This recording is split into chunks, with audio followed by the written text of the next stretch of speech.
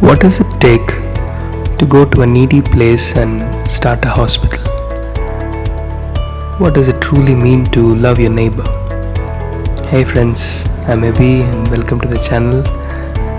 Let's talk about life, medicine, and mission hospitals.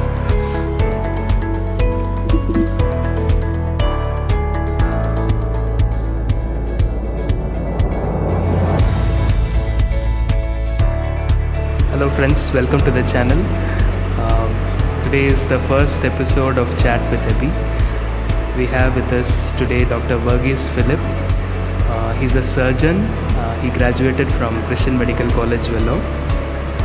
He has pioneered work in rural Orissa. With the team, he has started a hospital there. So we're going to talk with him regarding that, and we're also going to talk about pioneering mission hospital work. So it's going to be a very interesting talk, so please do stay tuned. He has written 2 books. One of the book is called On the Wings of Dawn. So this book is a compilation of many authors who have done pioneering work in mission hospitals in various parts of India. So it's a very interesting book. You should definitely read it. He's written another book that is called Living Audaciously, and it's reflections on Renaissance paintings. So that's also another very interesting book. So you should grab that book as well. So apart from his work in rural Orissa, he has been the executive director of Emmanuel Hospital Association, and he's also worked in Papua New Guinea. So that is a topic for another day. And he is married to Dr. Nirmala, who is an anesthetist and has specialized in HIV medicine and palliative care. He's got 2 daughters, Arpana and Neeta. So let's welcome Dr. VP to the channel. Hello Dr. VP, and welcome to the channel.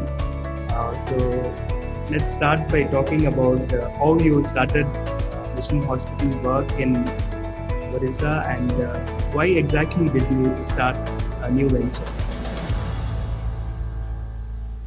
Thank you, Abhi, for this invitation. I'm happy to share our story. The seeds of what we started in Orissa were sown in CMC Vellore. I was part of the EU, the fellowship, and the prayer group there. We used to get many people from different parts of India coming there and sharing their experiences, their work. And one of the couple who came there was Dr. R.A.C. Paul and Iris Paul, who were that time working in Malkangiri town in the southern part of Orissa. So as they talked about their work, that was a great inspiration for me. And I wanted to see what they were doing. So during the summer holidays, I used to visit them. And seeing the tribal people in India was really an eye-opener. I had never seen such poverty, such desolation. That deeply affected me. And I felt that God was probably asking me to consider working among the tribal people in India as my career. So that was one of the key incidents or the events that motivated me to look at working among tribal people as an option after finishing medicine. Then, of course, I also read many biographies of missionaries, different parts of the world, very inspiring biographies of Hudson Taylor, of William Carey, of Jim Elliot and his friends, and so on. They were all very, very inspiring. And again, all this helped to sharpen the vision of what God wanted me to do. Then the other thing was I finished my medicine, and then I had a long service bond. And during that bond as well, I was placed in Bhutan for some time, and then in the Himalayan region, I was working with the leprosy mission. That again was in a very remote location, very different type of ethnic people. I think there was that attraction to work among those in desperate need, where there's no medical facility.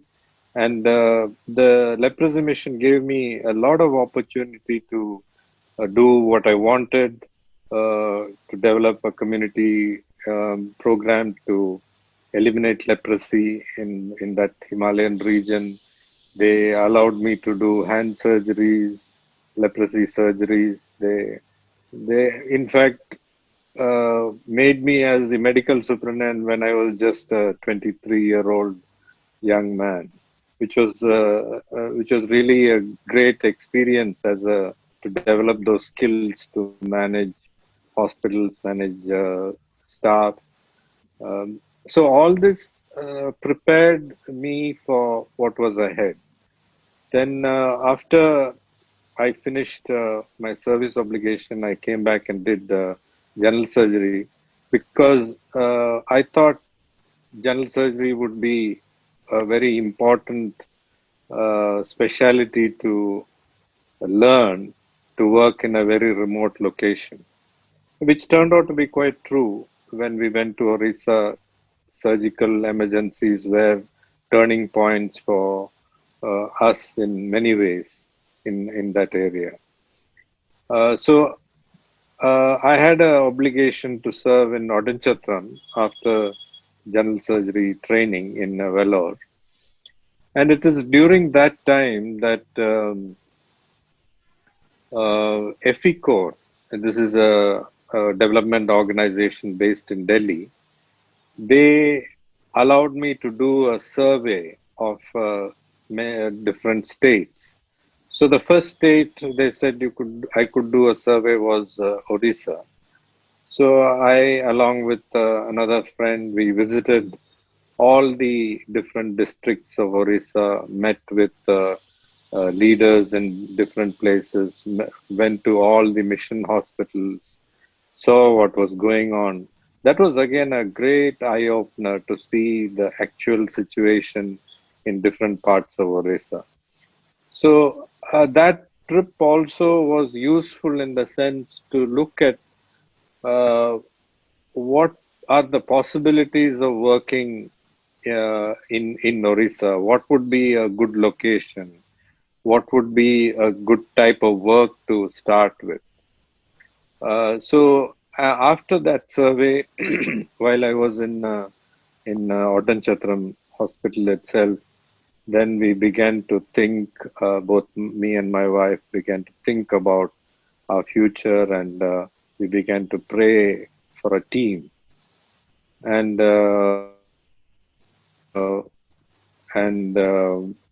it's during that time that Dr. Joy Thomas, who is known as Joseph Thor, and he indicated his willingness to join.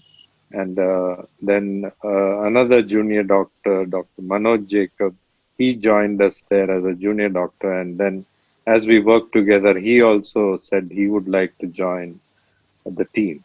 So that was a team in formation, and two, three nurses from Odanchatram itself said they would come along with us.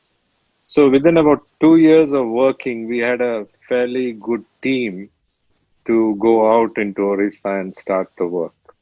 So one of my own longing was to uh, see, when you read these biographies, you get a very different view of what mission is. Um, God provided for all their needs, but is that God real in my life, in our life, in the life of our team? That is the question we wanted to ask. Uh, will God fulfill his promises if we go trusting in him. Uh, we wanted to see whether he would prove himself to be true. So that was one of the key motivating factor for us to go there without depending on any organization. We did not affiliate ourselves with any organization, but EMFI provided some support for personal support for us for a few years. But other than that, we did not have any promised support when we went. And the um, other reason was that many of the mission hospitals were closing, and many could not sustain because of loss of vision and so on. So we really did not feel like having partnership with any mission organization, because we could see that many of them could not run the hospitals by themselves. So we thought, let's depend on God and let's see where He would lead us, and that's how we ventured forth into Orissa. And as we went there, uh, we had me and my wife had a daughter. She was 5 years old, and we had another daughter, about 9 months old, small baby. So we went there together. And then three nurses, and Manoj by then had married Manju, and all of us joined together and formed a team, and we reached there. So one of the first things we did, the Oriya language we learned for about 6 months. It's during that time also that we looked around the Koraput district for a place to start the medical work. And we found Lamtaput to be quite a central place for a large number of tribal people. And we started our clinic. We were at that point going to Lamtaput in the morning from Jaipur by bus, and returning back the same day, just conducting a day clinic. So within about 6 months, we were able to shift to Lamtaput itself and then begin the clinic there. So that's the story, initial story. Sure. So you went as a team, is that right? You didn't go alone. So Absolutely. how important was that? If you had gone alone, would that have been difficult? What would you think? Yeah, I think absolutely. A team is absolutely critical in any pioneering work. I would say if you don't have a team, don't go, because we have seen examples of people going alone, burning out very quickly, and then they have to close the work and return back. So without a team support, it would be impossible to do anything of that sort. And the beauty of the team is also that you bring different skills, different ways of doing things. So you complement one another. You also check one another that you don't go off in a tangent. So it becomes like a corporate leadership model. I think it's very good in a mission sense that it's not, you are not the star performer. You are there as a team. Uh, yeah, and the whole work doesn't depend on you or on your skills or on your vision. The whole team envisions the work and they take it forward, and we all take it forward together. So it's very interesting, sir, how you said that different experiences actually led you to decide to go to a place like this.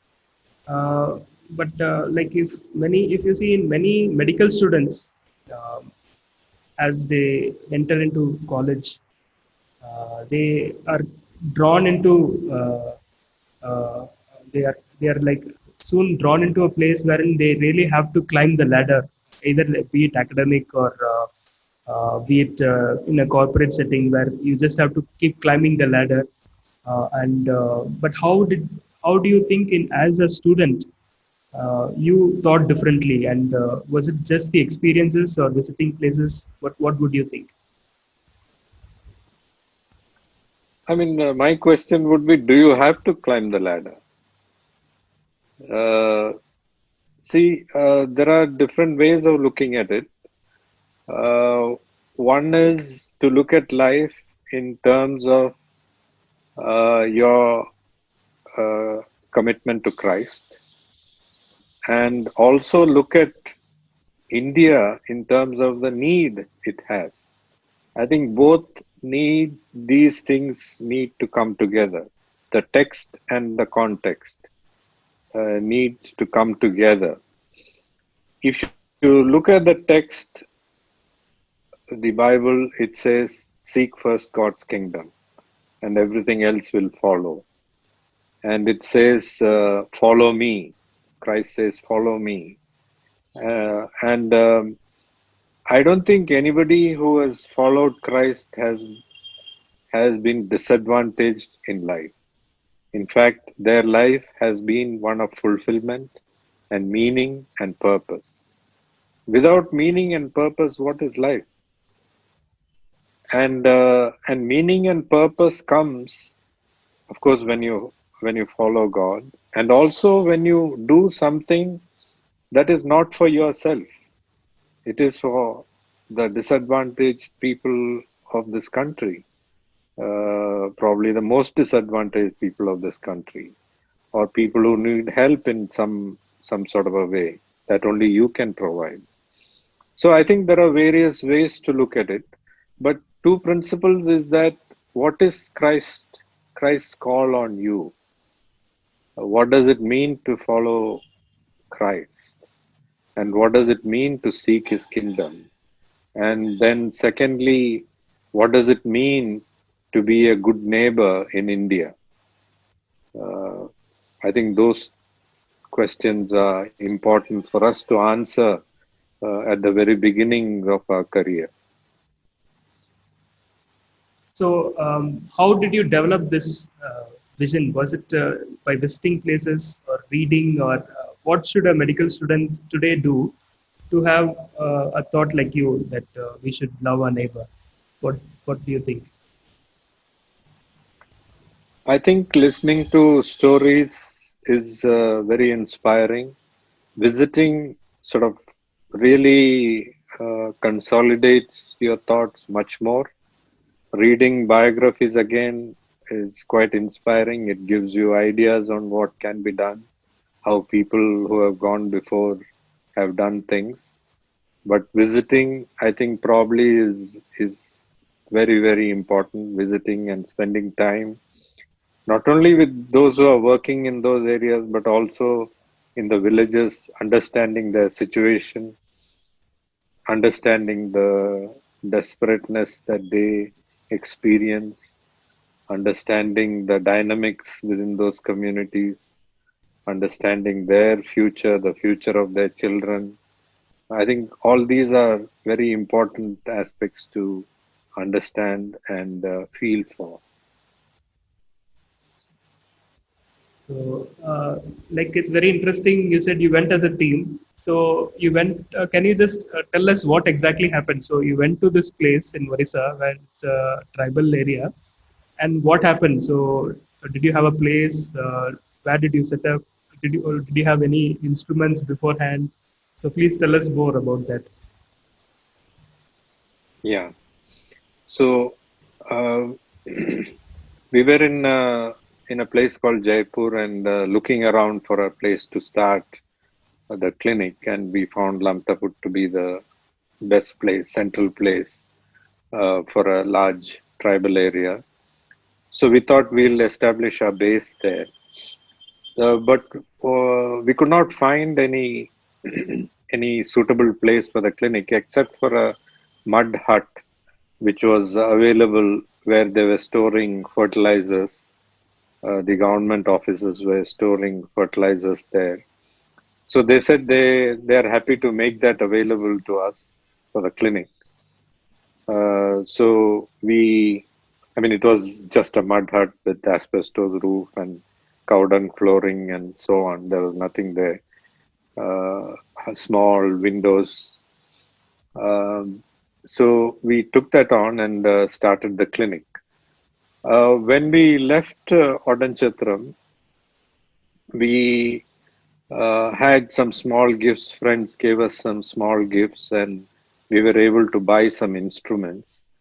We were also able to get, uh, autoclave, which is like a glorified pressure cooker. Uh, so we got some things together, and because we had nurses, they were able to get all the supplies organized, the gauze, dressing materials, and all that they were able to organize. They were able to organize the theater materials and so on.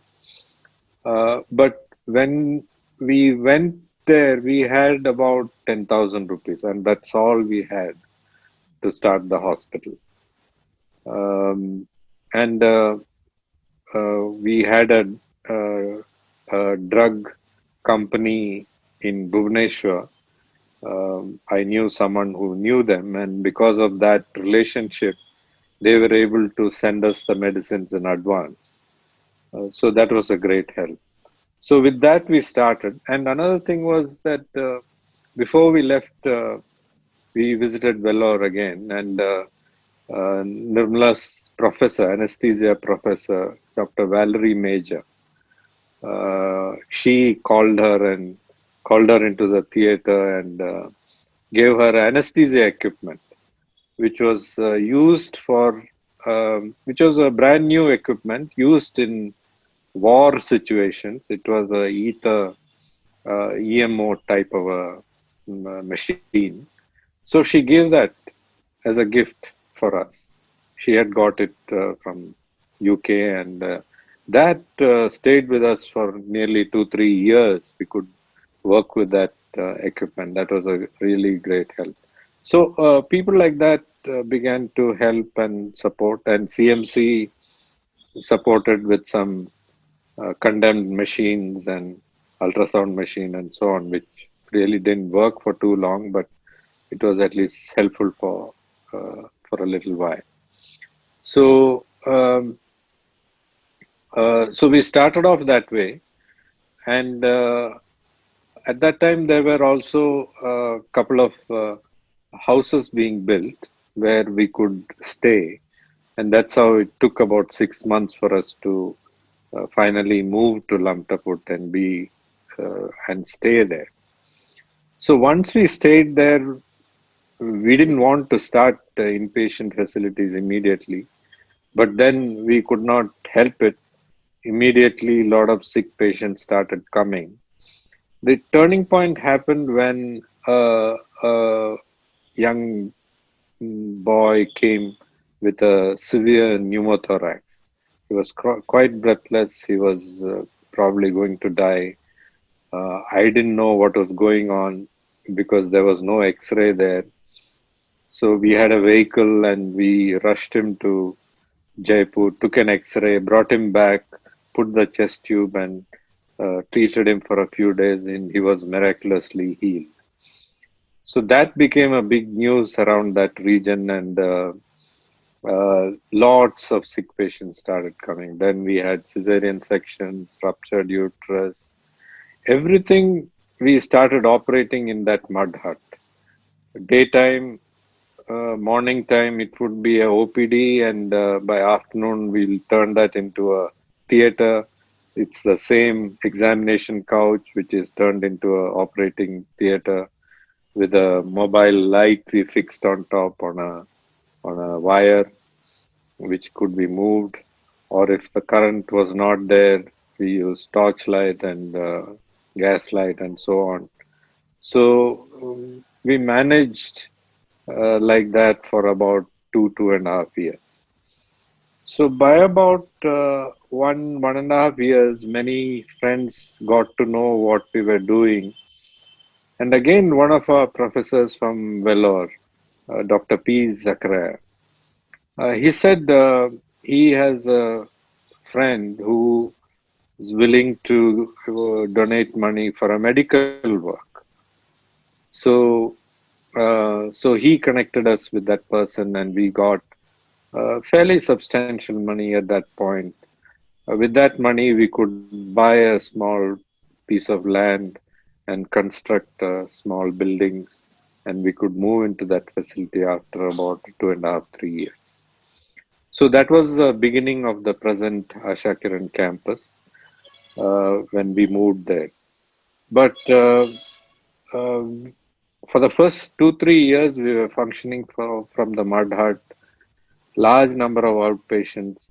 There, every week there is a market that happens in that place. So during the market days, we would have huge number of patients, about 200, 250 patients, uh, and we would treat all of them that day.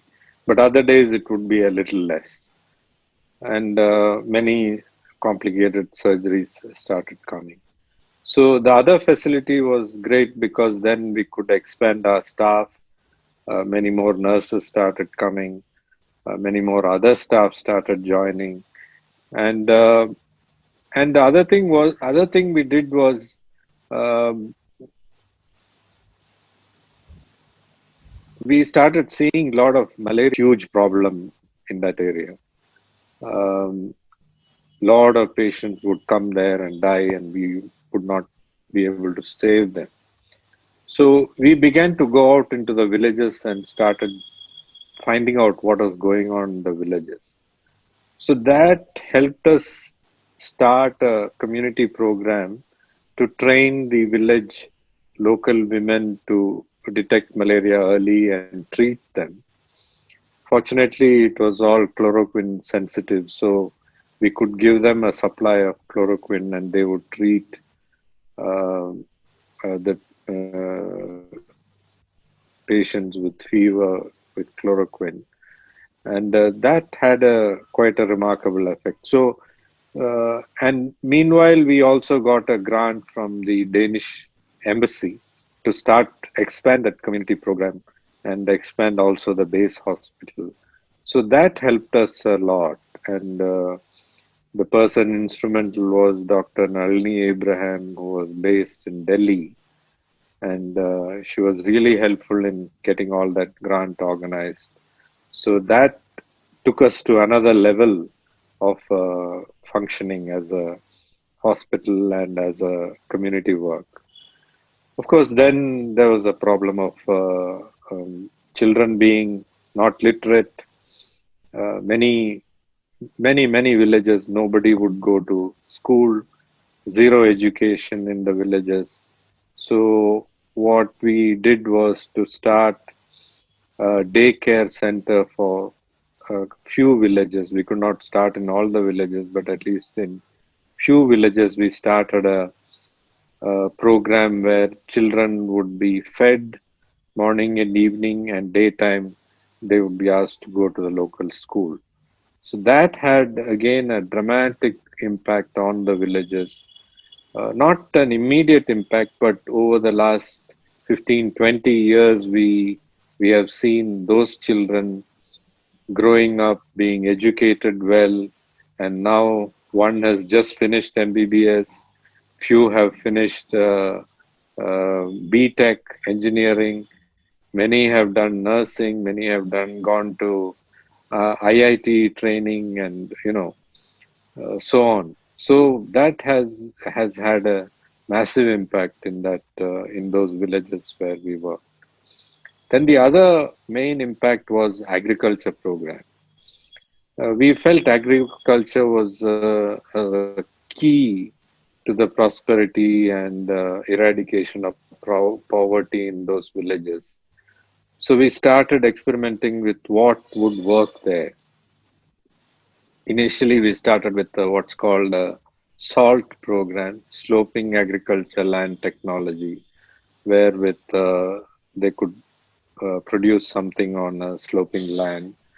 But now it has grown into a very large program which has impacted many farmers across the block. And now the government is partnering with Asha Kiran. And Koraput even won a national award for the best agriculture innovation program recently because of this program. So it looks like the whole place was transformed. How many years did it take? Um, and as you look back, uh, do you think that is it because of the hospital alone, or was it anything else? That is one. And another question is to, let's say, a medical student who is listening to you. Uh, as inspiring as it might sound, some people might think, okay, maybe this is only for someone who is really talented and who's very experienced. What would you say to medical students? Well, I was a very average student, not any, uh, didn't have any big talents. I think more than talents and intelligence, it is your passion, what you want to do with your life. Is there a focus in your life? I think all those things matter. And how deeply are you committed to what Christ has asked you to do? I think all these are what matters in life, not your intelligence or talent. They do help, but I think those are not the key things that will determine who you will be in the future. And I would say also you need to be open, need to keep learning. Because if you go just with a medical mindset into a situation, you'll be practically useless. You need to be open to what community needs are there and how you can meet some of those needs. Because if you are not able to meet the needs of the community, you become irrelevant in that place. So be open to learning even from those villages. Um, be open to innovations, be open to others telling you what works and what doesn't work. Don't be just cocooned in your medical world. I think that's what the lesson I would say I learned, because health is not just hospital, but there are, as you probably know, there are many other social determinants to health. So need to look at all those aspects of health and see how you can make an impact in some of those aspects at least. Thank you so much, sir. So thank you, friends, for joining us. I hope this was inspiring, and stay tuned to the channel for listening to such inspiring people. And I was telling about the book. If you have Kindle Unlimited, you can read it for free. I'll leave it in the description below.